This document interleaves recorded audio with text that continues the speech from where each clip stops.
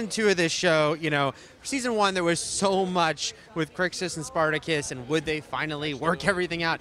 They teamed up at the end, but is it smooth sailing, or is it like, how are they going to figure out the relationship now that they're not gladiators together?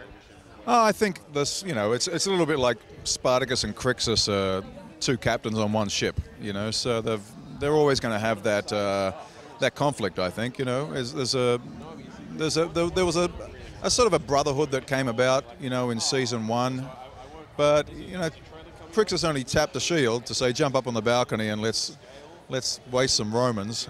You know, it wasn't like a big man hug.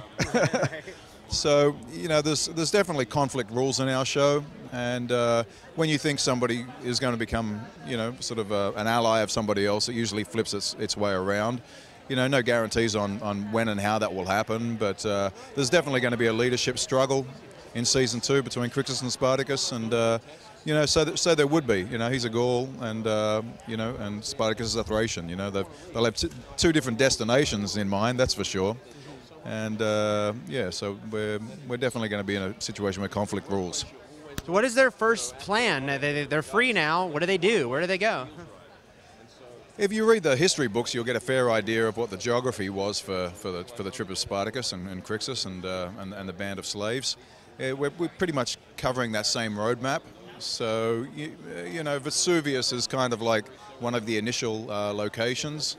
And so that's sort of, you know, I'm not going to say anything about where we end up and when we end up, but end up there. But you know, if people are interested, you can read about it, and you'll see when things take place, including the deaths of certain characters. You know, they're historical, so we can't sort of evade those things. So you know, but how long it takes for that sort of road trip to take place is really up to Stephen DeKnight and the Stars to flesh out. But we're loving it, you know. And as I said, you know, conflict rules in our show, and as an actor, you know, it's great to be involved in that amount of drama and conflict. Yeah, it's wonderful. What is it like having Liam step in this season? It was great to get Liam on as Spartacus. I was there with Liam when he did his first screen test, and you know, he and I stood in a caravan as he waited to go on set and to do his first audition for the network. And when I spoke to him just on a personal basis, I knew straight away that he was a very sincere, very honest, very a man of conviction, and he was always going to be, you know, in my mind, the person who would step into this role.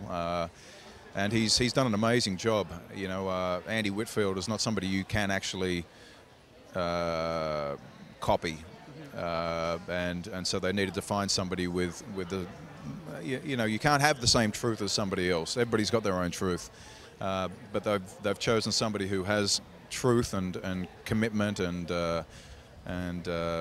you know, Liam is a great example of a human being. You know, and when you speak with him as a person, you find that out very quickly.